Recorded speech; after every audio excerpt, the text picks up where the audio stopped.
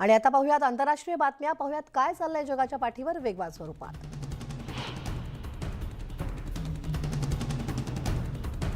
Kherson प्रदेशासह क्रिमियाच्या सीमेवर स्वयंसेवकांनी येणाऱ्या निर्वासितांसाठी तंबू उभारलेले आहेत. दररोज सुमारे 50 ते 30,000 लोक इथून पुढे सरकतायत. काही लोक पायी, काही त्यांच्या खासगी वाहतुकीनं सीमा ओलांडतायत.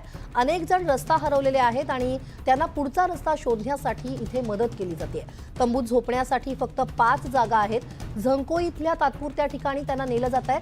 खेर्सन प्रदेश सोडलेल्यांसाठी बोर्डिंग हाऊसच्या इमारतीचं छावणीत रूपांतर करण्यात आलेलं आहे. या कॅम्पमध्ये विविध वयोगटातील 200हून अधिक लोक राहत असल्याचं प्रादेशिक अधिकाऱ्यांनी सांगितलंय.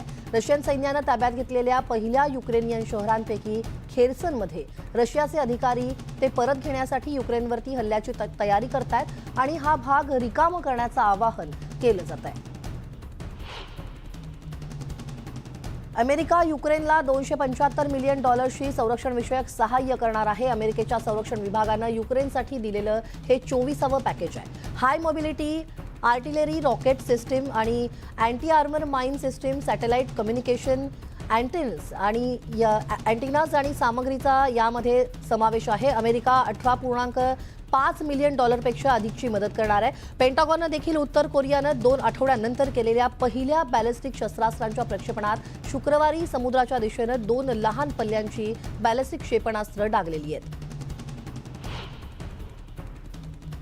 हजारो झेक नागरिकांनी शुक्रवारी राष्ट्रीय सुट्टीच्या दिवशी राजधानी प्रागमध्ये पाश्चिमात्य समर्थक सरकार आणि रशियाच्या आक्रमणाविरुद्ध युक्रेनच्या लढ्याला पाठिंबा देण्यासाठी एक मोठी रॅली काढली. प्रागच्या मधोमध असलेल्या वेल्सिलास स्क्वेअरवरती ही रॅली काढण्यात आली. पोलिसांच्या अंदाजानुसार 3 सप्टेंबरला काढण्यात आलेल्या रॅलीपेक्षा ही रॅली तुलनेनं लहान होती. मात्र अमेरिकेचे माजी राष्ट्राध्यक्ष डोनाल्ड ट्रम्प यांच्या राष्ट्रवादी भूमिकेचा संदर्भ असलेल्या झेक प्रजासत्ताक प्रथम या घोषवाक्याखाली आयोजित केलेल्या या रॅलीमध्ये वेगवेगळ्या भूमिका असलेले अनेक गट आणि पक्ष एकत्र आल्याचं पाहायला मिळालं. या रॅलीचे आयोजक रशियन समर्थक विचार आणि कोरोना लसींच्या विरोधासाठी ओळखले जातात. संयुक्त राष्ट्रांच्या आरोग्य एजन्सी WHOनं इथिओपियाच्या उत्तरेकडील प्रदेशांमध्ये प्रतिबंध करण्यायोग्य रोगांच्या संभाव्य वाढीबद्दल गंभीर चिंता व्यक्त केली आहे. विशेषतः तिग्रे प्रांतात सुरू असलेल्या 2 वर्षांच्या संघर्षामुळे आणि दीर्घकालीन मदत न मिळाल्याच्या समस्यांमुळे हा जो धोका आहे तो आणखीन वाढतोय. WHOच्या म्हणण्यानुसार तिग्रेमध्ये मलेरियाचे संक्रमण आहे आणि 80% हे संक्रमण आहे आणि अम्हारामध्ये 40% हे संक्रमण वाढलेलं आहे. या भागातील लाखो लोकांना भेडसावणाऱ्या घातक धोक्यांपैकी एक मलेरिया आहे. नोव्हेंबर 2020 मध्ये फेडरल सैन्य आणि फुटीरतावादी यांच्यातील लढाई सुरू झाली आणि लढाई सुरू झाल्यापासून मानवतावादी संस्थांनी त्यांच्या वतीनं मलेरिया संदर्भातील अलर्ट वारंवार जारी देखील केले. बेकायदेशीर वाहन परवाना प्लेट्सवरती बंदी घालण्याचा वादग्रस्त निर्णय मागे घेऊन कोसोवाच्या अधिकाऱ्यांनी उघडपणे आंतरराष्ट्रीय दबावापुढे झुकल्याचं दाखवून दिलं. मंत्रिमंडळाच्या बैठकीपूर्वी US आणि फ्रान्स आणि जर्मनी, इटली आणि युनायटेड किंगडमच्या या 4 युरोपीय देशाच्या राजदूतांसोबतच एकत्रितपणे क्विंट म्हणून ओळखल्या जाणाऱ्या बैठकीनंतर पंतप्रधान अल्बिन कुर्की असं म्हणालेत की इतर सुविधा देणं त्यांना योग्य वाटलं. नोव्हेंबरचे पहिले 3 आठवडे बेकायदेशीर नंबर प्लेट असलेल्या वाहनांना ताकीद दिली जाणार आहे आणि नंतर 2 महिन्यांसाठी दंड आकारला जाणार आहे आणि इतर 3 महिन्यांसाठी 1 एप्रिलपर्यंत केवळ बदललेल्या लोकल प्लेट सहज त्या व्हेकल ती वाहनं चालतील. इराणच्या मशिदीत गोळीबारात ठार झालेल्या वडील, आई आणि मुलाच्या कुटुंबानं अधिकाऱ्यांना त्यांच्या मृत्यूचा बदला घेण्याचं आवाहन केलंय. झहारा इस्माइली, पती अलीरेझा सरायदारन आणि त्यांचा मुलगा अर्शम यांचा ठार झालेल्यांमध्ये समावेश आहे. शिराजमधील शाहचेन मशिदीमध्ये एका बंदूकधारी व्यक्तीनं केलेल्या गोळीबारामध्ये 15 जण ठार झाले होते.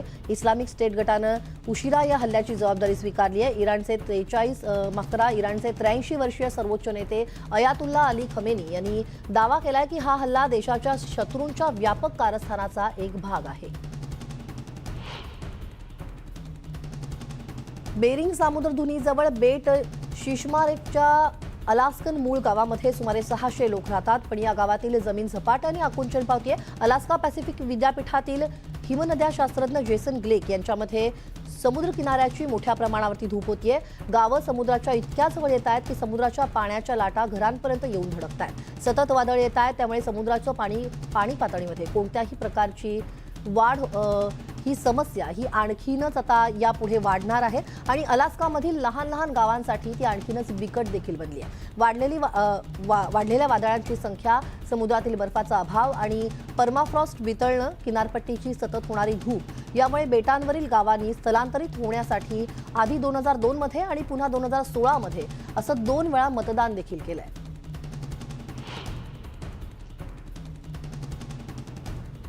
पीटर्सबर्ग चर्चजवळ झालेल्या गोळीबारात ठार झालेल्या व्यक्तींवरती अंत्यसंस्कार होत असताना 6 जण जखमी झाले. जखमींपैकी 1 जण गंभीर अवस्थेत रुग्णालयात दाखल आहे. दुपारच्या सुमारास ब्रॉडगन हाईट्समधील घडलेल्या घटनेची पोलिसांनी चौकशी सुरू केली आहे. शहरात झालेल्या गोळीबाराच्या घटनेचा शोध घेण्याच्या सूचना अधिकाऱ्यांना देण्यात देखील आल्या. तसंच या गोळीबारात किती बंदूकधारकांचा सहभाग होता किंवा कोणत्या प्रकारची शस्त्र वापरली गेली होती हे अद्याप स्पष्ट झालेलं नाहीये. परंतु अधिकाऱ्यांनी सांगितलंय की 1हून अधिक बंदूकधारी गोळीबारादरम्यान उपस्थित होते.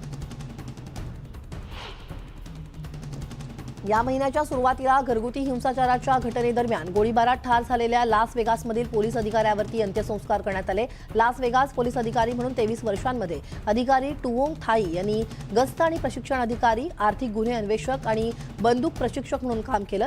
49 वर्षीय थाई यांना 19 वर्षांची मुलगी असून ती व्हॉलीबॉल खेळाडू आणि प्रशिक्षक देखील आहे. अभियोक्ता टायसन शॉन जॉर्डन हॅम्प्ट वय 24 वर्ष याच्यावर थाई हत्येचा आरोप आहे. त्याला फाशीची शिक्षा देण्याचा विचार सुरू असल्याची माहिती अधिकाऱ्यांनी दिली आहे. न्यू ऑर्लिन्समध्ये मिसिसिपी नदीनं सर्वात कमी पातळी गाठली असून केवळ 2 फुटांवरती ही पाणी पातळी गेली आहे. काही 2012 नंतरची ही सगळ्यात कमी पातळी नदीनं गाठली आहे. नदीच्या तळाशी वरच्या दिशेनं प्रवाह असणाऱ्या खाऱ्या पाण्यामुळे वाढणारी चिंता आता अधिकच वाढली आहे. काही औद्योगिक पाणी पुरवठ्यावरती तसंच नौका जहाजांवरती याचा नकारात्मक परिणाम ठरू शकतो. आर्मी कॉर्प्स ऑफ इंजिनियर्स या ठिकाणी कार्यरत देखील आहेत. त्यांनी नदीत झिरपणाऱ्या खाऱ्या पाण्याची पाचर तोडण्याची प्रक्रिया देखील आता सुरू केली आहे. तर नदी ही आपली जीवनरेखा आहे आणि प्लॅकमाइन्स पॅरिशचे अध्यक्ष कर्क लेपिन यांनी प्रसारमाध्यमांशी बोलताना वरील वक्तव्य केलंय. हजारो कॅथोलिक विश्वासू हे मेक्सिको सिटीच्या सॅन हिपोलिटो चर्चमध्ये सेंट ज्यूड दिवस साजरा करण्यासाठी जमले होते. ते लाखो अनुयायींचे महान संत देखील होते. त्यामुळे यात्रेकरू संतांच्या पुतळ्याला नतमस्तक देखील होत होते. सगळे चर्चमध्ये माससाठी कृतज्ञता व्यक्त करण्यासाठी आले होते आणि त्याने मला दिलेल्या आशीर्वादासाठी मी धन्यवाद देतोय अशी प्रार्थना देखील ते करत होते. आणि संतांना आरोग्य, काम आणि माझ्या मुलींचं रक्षण करण्यासाठी मी मागणं मागत असल्याचं मेक्सिको सिटीमधील 34 वर्षीय स्ट्रीट विक्रेता लुसिया बॅरेरा यांनी त्यांची प्रतिक्रिया दिली आहे. तसंच सेंट ज्यूडमध्ये माझ्यासाठी सर्व काही असल्याची भावना देखील त्यांनी व्यक्त केली आहे. सॅमसंग इलेक्ट्रॉनिक्सनं अधिकृतपणे 3ऱ्या पिढीचे वारस ली जे योंग यांची कार्यकारी अध्यक्षपदी नियुक्ती. 2014 मध्ये वडील आणि माजी अध्यक्ष ली कुन ही यांचं हृदयविकाराच्या झटक्यानं मृत्यू झाला होता आणि त्यानंतर ली जे योंग यांनी इलेक्ट्रॉनिक्स कंपनीचे उपाध्यक्ष म्हणून सॅमसंग समूहाचे नेतृत्व सांभाळलं. संगणक, मेमरी चिप्स आणि स्मार्टफोन बनवणाऱ्या जगातील सर्वात मोठ्या निर्मात्यांपैकी एक नेता अशी ली जे यांची ओळख आहे. सॅमसंगनं सप्टेंबरपर्यंतच्या 3 महिन्यांच्या नफ्यात 31% घट नोंदवली आहे. त्यानंतर लगेचच ली जे योंग यांची नियुक्ती करण्यात आली आहे. दक्षिण कोरियाच्या एका कंपनीनं विकसित केलेल्या नवीन तंत्रज्ञानामुळे कुत्र्यांना आता त्यांच्या नाकाच्या प्रिंटवरून ओळखता येणार आहे. या तंत्रामुळे हरवलेला पाळीव प्राणी शोधण्यात आणि मालकी सिद्ध करण्यास मदत होऊ शकते. ICCI लॅब कॉर्पोरेशनचं तंत्रज्ञान एनीबपी यांच्या या नावाच्या मोबाईल ॲपशी जोडलेल्या मोबाईल फोनच्या कॅमेऱ्यानं कुत्र्याचं नाक स्कॅन करून हे जे ॲप आहे हे काम करतं आणि एकदा वापरकर्त्यांनी त्यांच्या कुत्र्याच्या नाकाचा नमुना आणि सामान्य माहिती सिस्टीममध्ये नोंदवली तर कुत्र्याच्या नाकाची प्रिंट स्कॅन करून ती माहिती सहजपणे परत मागवली जाऊ शकते. या तंत्राचा वापर कुत्रे, मांजर, गाय, हरिण यांच्यासाठी होईल. तर ICCI लॅब ही कॉर्पोरेशनचे संचालक सुजिन चोई यांच्या म्हणण्यानुसार हे तंत्रज्ञान 99.9% अचूक आहे असं त्यांनी म्हटलेलं आहे. भारतात 24 तासात कोरोनाच्या 2208 नवीन रुग्णांची नोंद झाली आहे. तर 24 तासात 1771 जणांनी कोरोनावरती मात केली आहे. देशभरात 19,398 कोरोना रुग्णांवरती उपचार सुरू आहेत. तर कोरोना बळींची एकूण संख्या 5,28,999 वर पोहोचली आहे.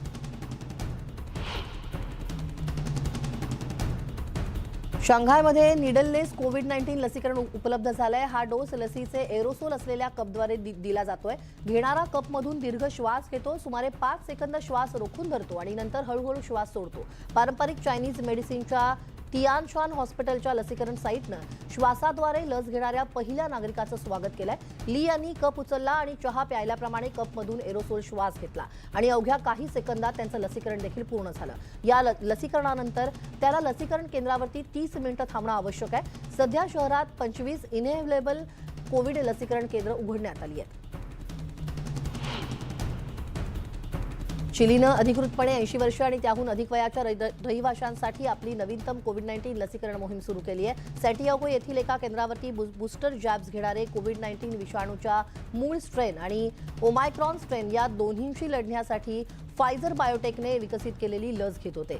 चिलीच्या आरोग्य मंत्रालयाच्या राष्ट्रीय लसीकरण कार्यक्रमाच्या प्रमुख मारिया पाज बर्टोग्लिया यांनी याबाबत माहिती दिली आहे.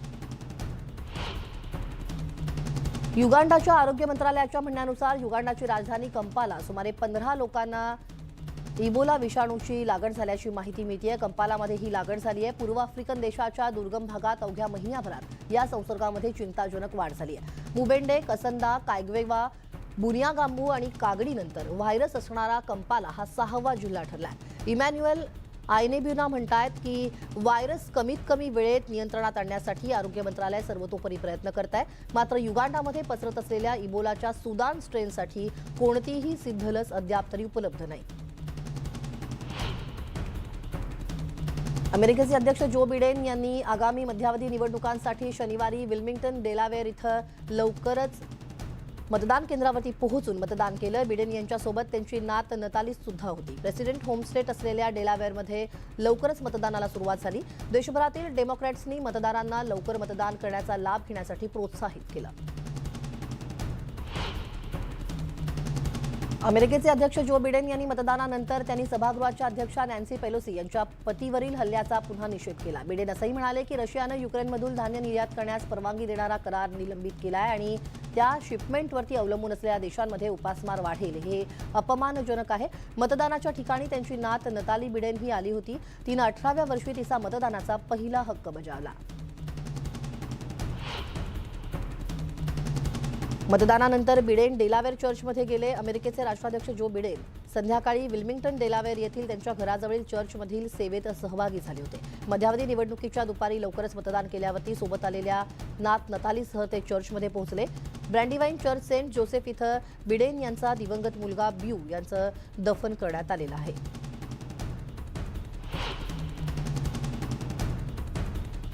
इटलीच्या पंतप्रधान जॉर्जिया मेलोनीनं रोममधील पियाझा वेनेझिया येथील व्हिक्टोरियानो स्मारकावरती पुष्पहार अर्पण केला. इटलीचे पंतप्रधान म्हणून त्यांनी पहिला आठवडा पूर्ण केलाय. पहिल्या महायुद्धात शहीद झालेल्यांच्या स्मरणार्थ अज्ञात सैनिकांच्या समाधीवरती पुष्पहार अर्पण करण्यात आला. पुढील आठवड्यात सशस्त्र सेना दिनानिमित्तानं पंतप्रधान मेलोनी आणि राष्ट्राध्यक्ष मॅटारेला व्हिक्टोरियानो इथं ते परतणार आहेत.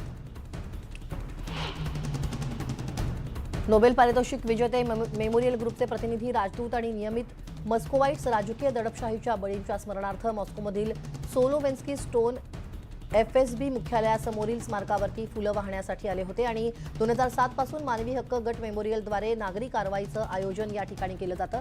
मॉस्कोमध्ये राजकीय दडपशाहीच्या बळींच्या स्मरण दिनाच्या पूर्वसंध्येला हा कार्यक्रम नेहमीच आयोजित केला जातो. यावर्षी अधिकाऱ्यांनी महामारीविषयक परिस्थिती आणि सार्वजनिक कार्यक्रम आयोजित करण्यावरती देखील बंदी घातली होती. हॅलोविन कॉस्ट्यूम पार्टीसह जॅक्सन्सने मायकल जॅक्सनच्या थ्रिलरचा 40वा वर्धापन दिन साजरा केला. प्रिन्स जॅक्सननं कॅलिफोर्नियामधील एक्सिनो येथील आयकॉनिक हेव्हनहर्स्ट हाऊसमध्ये थ्रिलर कॉस्ट्यूम पार्टी दिली. हॅलोविन सेलिब्रेशन हा जॅक्सनच्या मुलांसाठीची एक खास वेळ आहे आणि ओळख आहे. आमच्या या पार्टीच्या खूप गोड आठवणी आहेत असं प्रिन्स म्हणाला. ही लॉस एंजेलिस फाउंडेशननं पाठिंबा दिलेल्या कार्यक्रमात प्रिन्सच्या कुटुंबातील इतर सदस्य देखील सामील झाले होते. फाउंडेशनचे उद्दिष्ट शैक्षणिक उपक्रमांसह तरुणांचं जीवन सुधारणं हा देखील आहे आणि या पार्टीला Biggie Jackson, Chris Tucker, Vanessa Hudgens आणि जॉर्डिन स्पार्क्स हे देखील उपस्थित होते. Colombian nun mother Maria Berenice Duque Hencker यांचा आनंद सोहळा मेलेडिनच्या मेट्रोपॉलिटन कॅथेड्रलमध्ये मध्यवर्ती शहरात झाला. व्हॅटिकनच्या संत निर्मिती कार्यालयाचे प्रमुख कार्डिनल मार्सेलो सेमेरारो यांच्या अध्यक्षतेखाली झालेल्या एका समारंभात ननसाठी आनंद सोहळा आयोजित करण्यात आला होता. मारिया बेरेनिसचे जुलै 1993 मध्ये मेडेलिनमध्ये निधन झालं आणि त्यांचा प्रचार आणि प्रसार जगभरातील अनेक देशांमध्ये पसरला. Chile, Ivory Coast, Italy, France, Peru आणि व्हेनेझुएला येथील त्यांच्या बहिणी या सोहळ्यासाठी कोलंबियाला आल्या होत्या.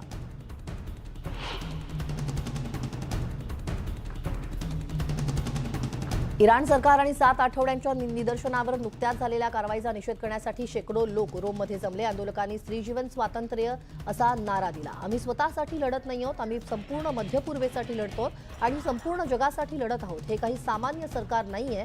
आणि ट्युरिनमध्ये राहणाऱ्या इराणी महिला सारा मोरादी यांनी ही प्रतिक्रिया दिली आहे. आम्ही आमच्या मोठ्या आवाजात पाश्चिमात्य सरकारांनाही सांगण्याचा प्रयत्न करतोय की आम्हाला आता ही राजवट नको आहे. ट्युरिनमधील इराणी विद्यार्थी हमीदेह साबेरी यांनी ही प्रतिक्रिया दिली आहे. हंट्सविले, अलाबामा येथील नासाच्या मार्शल स्पेस फ्लाईट सेंटरमधील मुख्यालयाची इमारत एका नियंत्रित स्फोटामध्ये पाडण्यात आली. नासा असं म्हणताय की ही इमारत म्हणजे केंद्राचं 63 वर्षांचं मुख्यालय होतं, परंतु ते आता जीर्ण झालंय आणि या इमारतीचं नूतनीकरण करणं देखील अत्यंत महाग होतं. पहिल्या मानवाला चंद्रावर घेऊन जाणारं सॅटर्न व्ही हे रॉकेट आणि इतर प्रक्षेपणं याच इमारतीत तयार करण्यात आली होती. माजी राष्ट्राध्यक्ष बराक ओबामा डेट्रॉईटमध्ये डेमोक्रॅट्स, मिशिगनचे गव्हर्नर ग्रेचेन व्हिटमर आणि लेफ्टनंट गव्हर्नर गार्लिन गिलख्रिस्ट यांच्या समवेत प्रचार करतायत. त्यांनी सॅन फ्रान्सिस्कोमधील सभागृहाच्या अध्यक्षा नॅन्सी पेलोसी यांच्या पतीवर झालेल्या हिंसक हल्ल्याबद्दल निषेध केला आणि अलीकडच्या वर्षात अमेरिकेच्या राजकारणात पसरलेल्या अतिवादाची आठवण त्यांनी करून दिली.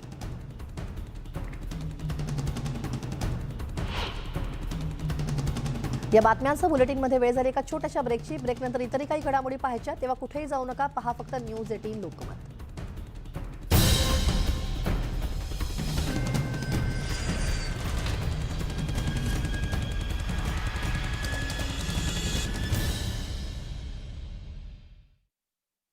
हरेवर धरलंय.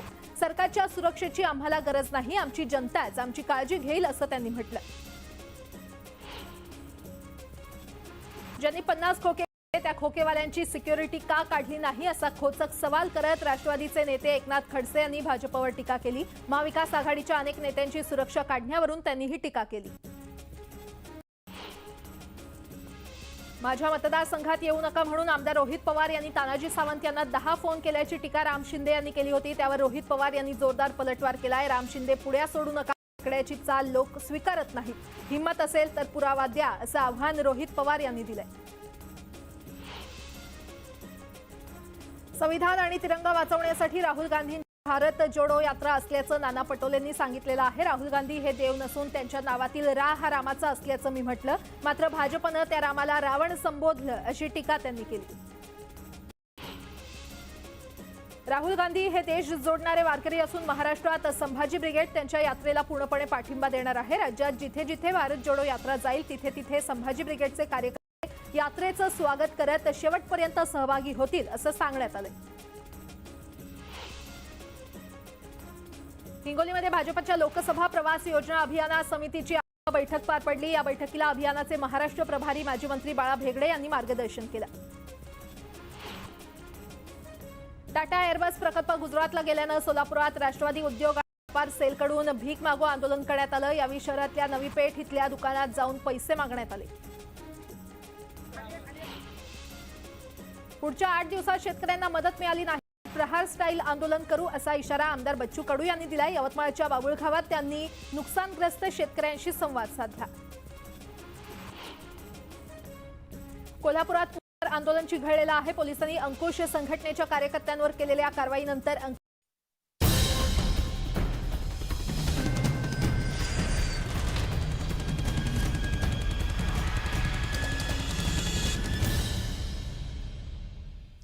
ब्रेकनंतर बुलेटिनमध्ये तुमचं पुन्हा एकदा स्वागत. पाहूयात काय चाललंय जगाच्या पाठीवर वेगवान स्वरूपात.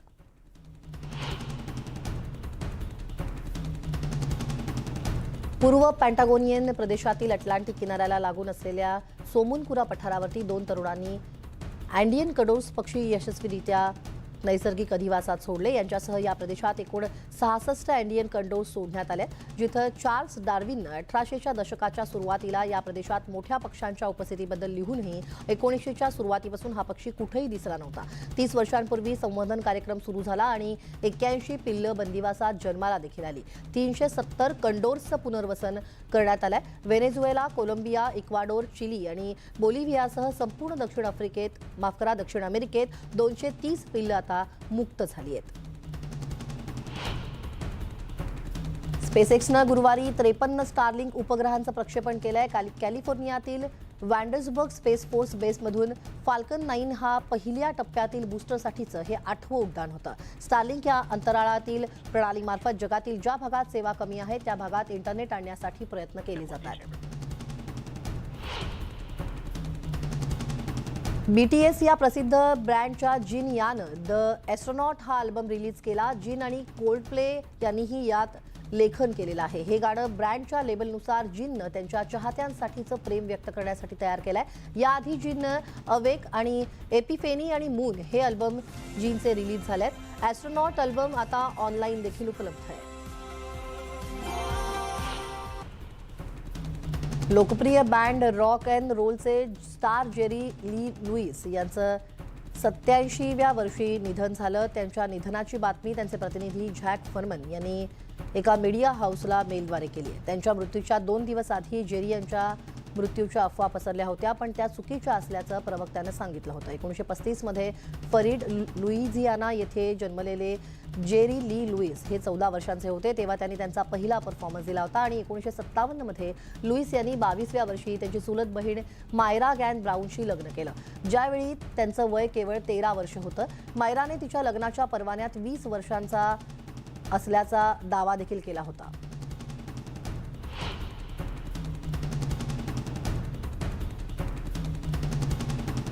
टॉम ब्रँडी आणि गिसेल बंचेन यांनी घटस्फोट घेत असल्याचं जाहीर केलं. यामुळे अनुक्रमे फॅशन आणि फुटबॉलच्या शिखरावरती पोहोचलेल्या 2 सुपरस्टार्सनी 13 वर्षांचं वैवाहिक नातं संपवत असल्याचं जाहीर केलं. ब्रँडीच्या 23व्या NFL हंगामाच्या मध्यातच ही घोषणा करण्यात आली. डेमोक्रॅटिक रिपब्लिक ऑफ कॉर्गोमधील संघर्षाचा मुलांच्या जीवनावरती काय परिणाम होतो हे जाणून घेण्यासाठी प्रिन्सेस ॲन यानी यांनी युगांडामधील कँग व्हॅलींच्या शरणार्थी कुटुंबाची भेट घेतली. युगांडामध्ये 50 लाख निर्वासित आहेत आणि DRCमध्ये सुरू असलेल्या संघर्षामुळे हजारो निर्वासितांनी यावर्षी सीमा ओलांडून युगांडामध्ये प्रवेश केल्याचं सेव्ह द चिल्ड्रन संस्थेनं सांगितलंय. मार्च 2020 मध्ये कोरोनामुळे देशभरातील शाळा बंद झाल्या. मुलांना शाळेत परत येण्यास मदत करण्यासाठी सेव्ह द चिल्ड्रननं कॅचअप क्लब सुरू केलं होतं आणि कँगवाली निर्वासित वस्तीतील शाळेला भेट देताना princess and save the children ketchup क्लबमध्ये सामील झाले. DRCमध्ये सुरू असलेल्या संघर्षामुळे घरातून पळून गेलेल्यांच्या मुलांचीही त्यांनी भेट घडवली. ब्रिटिश राजघराण्यातील सदस्य आणि Duke of success prince Harry यांच्या जीवनावरील पुस्तकाच्या प्रकाशनाची तारीख आता अखेर जाहीर करण्यात आली आहे. प्रकाशक पेंग्विन रँडम हाऊसनं गुरुवारी प्रिन्स हॅरीच्या आठवणींवरती आधारित पुस्तकाच्या मुखपृष्ठाचं आणि शीर्षकाचं अधिकृतपणे अनावरण केलं. हे पुस्तक 10 जानेवारी 2023 रोजी लोकांसमोर येईल. हॅरीच्या पुस्तकाचं मुखपृष्ठ शेअर करताना वैयक्तिक आणि भावनिक अशा दोन्ही बाजूंनी prince Harry the Duke of success यांच्या पुस्तकाची घोषणा करताना आम्हाला खूप आनंद होत असल्याचं पेंग्विन रँडम हाऊसनं म्हटलंय. पुस्तकाचं नाव स्पेअर असेल आणि ते 10 जानेवारी 2023 रोजी प्रकाशित होणार आहे. एक थाई बिझनेस टायकून आणि ट्रान्सजेंडर कार्यकर्त्यानं मिस युनिव्हर्स ऑर्गनायझेशन $20 दशलक्ष मध्ये खरेदी केलंय. तिच्या कंपनीनं बुधवारी हे जाहीर केलं. JKN global group public company limited नियंत्रित करणारं चक्रपोंग आणि चक्रथुताथीप थायलंडमधील एक सेलिब्रिटी आहे. त्यानं रियालिटी शोमध्ये काम केलंय. ट्रान्स अधिकारांना चालना देण्यासाठी तिने लाईफ इन्स्पायर्ड फॉर ट्रान्ससेक्शुअल फाउंडेशन हा ना नफा गट तिनं स्थापन करण्यासाठी मदत केली आहे. 2015 पासून मिस युनिव्हर्स ऑर्गनायझेशन आयोजित करणाऱ्या स्पोर्ट्स टॅलेंट आणि event marketing company IMG worldwide LLC कडून मिस युनिव्हर्स स्पर्धेचे हक्क मिळवले असल्याचं JKNनं सांगितलंय.